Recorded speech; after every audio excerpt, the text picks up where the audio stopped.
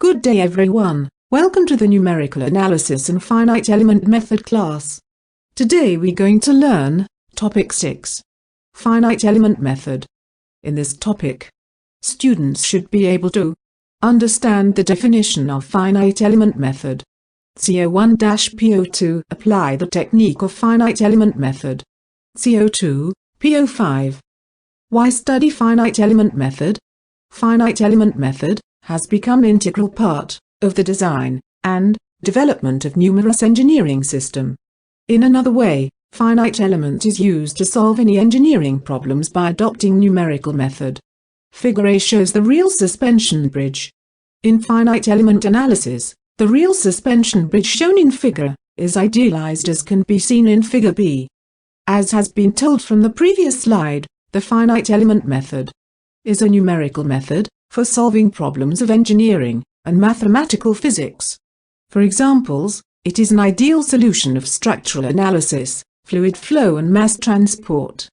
Finite element method provides a solution for problems involving complicated or irregular geometries, loadings, unusual boundary conditions or heterogeneous materials, which is impossible or difficult to be solved mathematically or numerically.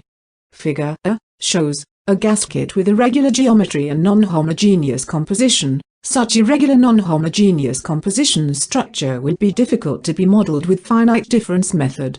Therefore, it is more suitable or practical to be analyzed by using finite element discretization method, as shown in figure C. Finite element method is the process of modeling a body by dividing it into an equivalent system, or smaller units, into connected at points, nodal points or nodes, or boundary lines, or surfaces which known as discretization. The total solution is generated by linking together, or assembling, the individual solutions, taking care to ensure continuity at the inter-element boundaries. Finite element method is not specifically being applied to solve civil engineering analysis problem. As can be seen in the screen, an elephant is divided into a small discrete finite element, interconnected at points to analyze pressure distribution in the elephant body. Here are some points of the advantages of using the finite element method. Now, students are required to discuss and elaborate each point listed in the slide. Students are then need to elaborate each point based on their understanding during the online class session. In general, there are two main approaches used in finite element method. The first approach is force or flexibility method. In the flexibility method, the solutions uses internal forces as the unknowns of the problems. Meanwhile, the second approach is displacement or stiffness method. In the displacement or stiffness method, the solution assumes the displacement of the nodes as the unknowns of the problems. In common, the displacement or stiffness method is more desirable because its formulation is simpler for most structural analysis problem. Alright students, let's first understand the approach used in finite element method. In general, the finite element method is a numerical method that practically integrated in any computer finite element analysis software. The examples of finite element analysis software are Abacus, ANSYS, StartPro, LIAUSES and many more. For a single beam, it is possible for engineers to analyze it by using hand calculation.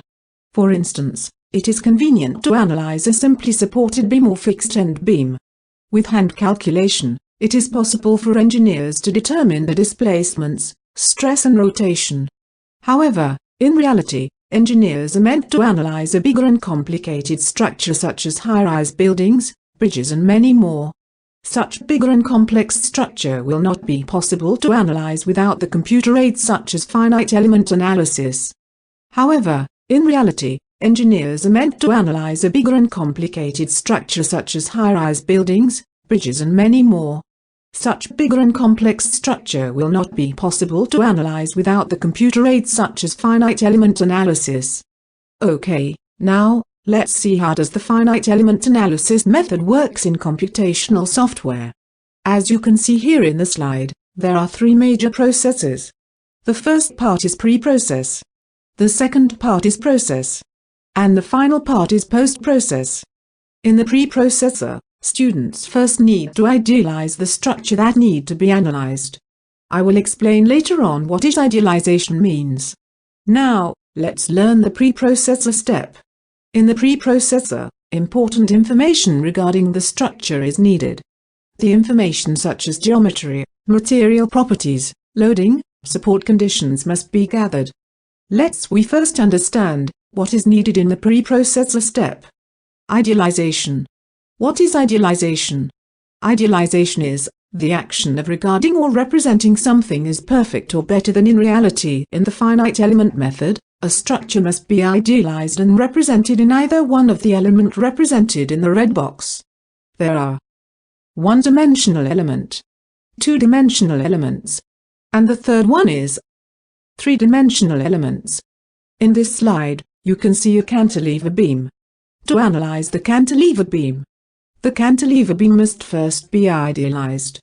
It can be idealized either by using one-dimensional elements such as shown in Figure 1, or the cantilever beam can also be idealized by using a three-dimensional element such as shown in Figure 2. One-dimensional element is also called as a line element. The line element is practically being used to model a framework structure. In structural analysis, framework can be divided into few type of cases. The framework can be divided either as a plane truss, space truss, plane frame, grillage and space frame. Plane truss is modeling a structure in a two-dimensional space. Each node in two-dimensional plane truss consists of 2 degrees of freedom. Space truss is modeling a structure in the three-dimensional space. Each node in three-dimensional space truss consists of 3 degrees of freedom. Plane frame is modeling a structure in a two-dimensional space. Each node in a plane frame of a two-dimensional space consists of 3 degrees of freedom. And space frame is modeling a structure in the three-dimensional space. Each node in a space frame of a three-dimensional space consists of 6 degrees of freedom.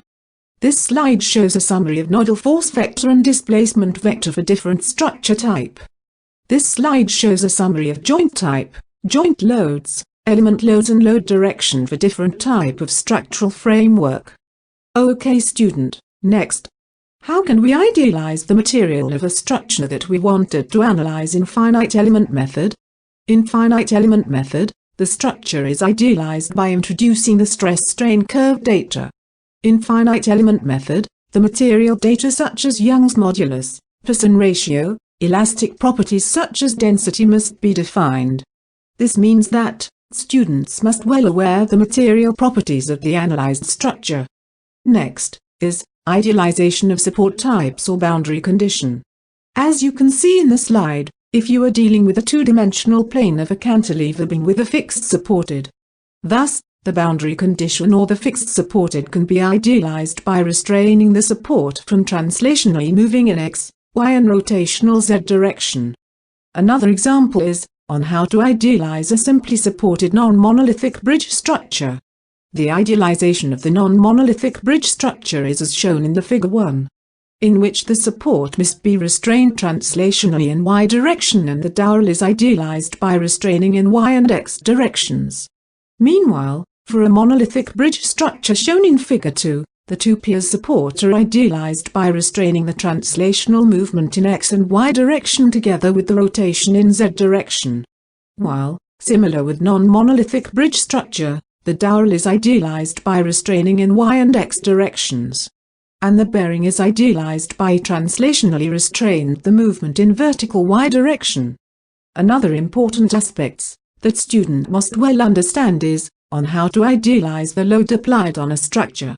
In finite element method, the load must be idealized to a plane frame structure consists of 2 columns and 1 beam as can be seen in Figure 1a.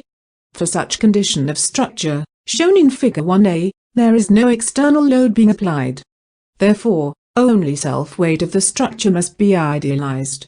Thus, the self-weight load can be idealized by representing a uniformly distributed load as shown in Figure 1b. In another example, for instance a dam structure, the water is acting as the load applied on the dam structure. In the case shown in Figure 2, the water pressure can be idealized by representing a uniformly distributed load applied horizontally towards the dam structure. The distribution load is applied in a triangle distribution shape. This is due to the fundamental in which, the deeper the water the higher the pressure. In this case we can say that it is a structure-fluid interaction. We first understand what is needed in the preprocessor step. In general, discretization is the process of transferring continuous functions, models, variables, and equations into discrete counterparts. This process is usually carried out as a first step toward making them suitable for numerical evaluation and implementation on digital computers. Discretization involves in subdividing the bodies with associated nodes and elements. Figure shown in blue box illustrated on how the one-dimensional, two-dimensional and two-dimensional elements being discretized. The discretization process can also be illustrated in this figure. As you can see, the two-dimensional elephant is being discretized into an equivalent smaller units. Discretization is also known as meshing the element. Discretization of a linear beam or truss element is defined by a two-nodes point. Meanwhile, discretization of a quadratic beam element is defined by a three-nodes point. And finally, discretization of a cubic beam element is defined by a four-nodes point.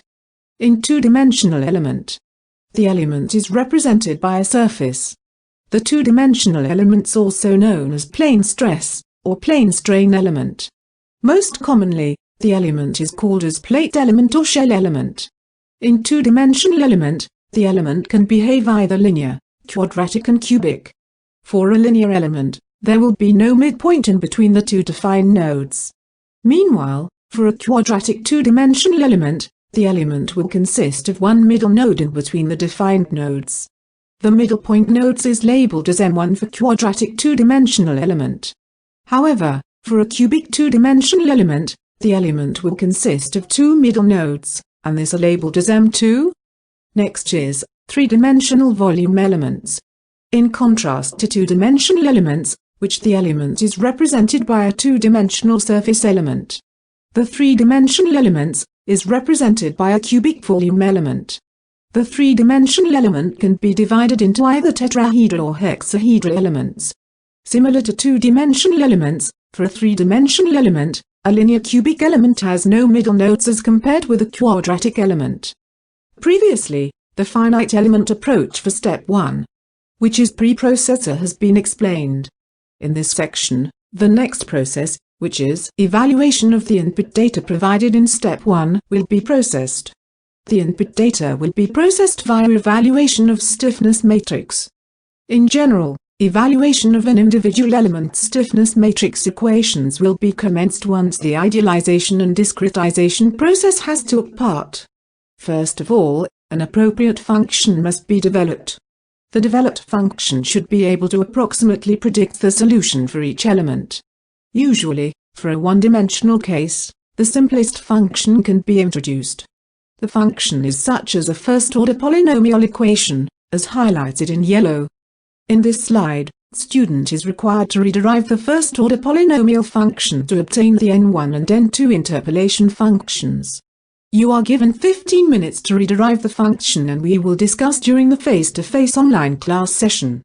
Mathematically, the resulting element equations will often consist of a set of linear algebraic equations that can be expressed in matrix form. The stiffness matrix format is representing as an element property or stiffness matrix, K multiply with a column vector of unknowns at the nodes, represent as U, and equal to a column vector reflecting the effect of any external influences applied at the nodes, represent as F. The next step in the evaluation process is the assembly. The assembly process is governed by the concept of continuity. The solutions for contiguous elements are matched so that the unknown values, and sometimes the derivatives, at their common nodes are equivalent. When all the individual versions of the matrix equation are finally assembled, the finite element matrix will then be assemblage as a property matrix, while the U and F will be assemblage of the vectors U and F. Probably, at this point, student might not get very clear idea on how the evaluation process of the stiffness matrix does. The concept will be more understood once we do the example in the next topic. The next step is to apply boundary conditions. Matrix equations are modified to account for systems' boundary conditions, as highlighted in yellow. Finally, once all the component in the stiffness matrix element being established, The equation of the stiffness matrix will then be processed and solved. Okay students. The next step is the final step, which is the post-processor. Post-processor is the step to evaluate the results that have been processed in step 2. This slide shows one of the example of post-processing analysis results that can be obtained from the finite element analysis. The example shows the stress contour analysis results of a beam. Apart from the stress contour, another type of results that can be obtained from the finite element analysis are displacement, rotation, moments, heat distribution and many other analysis parameters. To conclude, the finite element analysis method consists of 3 major steps. The first step is the preprocessor. The preprocessor is the step in which student must provide or insert all the necessary input data such as geometry, material, loading, boundary condition. In the preprocessor step, the structure must first be idealized either using one-dimensional, two-dimensional or three-dimensional elements and discretized. The second step is the processor. Once all the required input data have been inserted in step 1, the next step is to evaluate the structure by using stiffness method. The third step is the post-processor. In the post-processor, all the analysis results generated can be reviewed. Dear students, you are given 1 hour to answer all the listed questions. The solution of the listed questions will be discussed during the face-to-face online class session. In the next topic, student will learn detail analysis evaluation on the stiffness method. Student will be explained on how to conduct a detail analysis evaluation on the direct stiffness method for one-dimensional element. Thank you very much for listening. See all of you in the next lecture.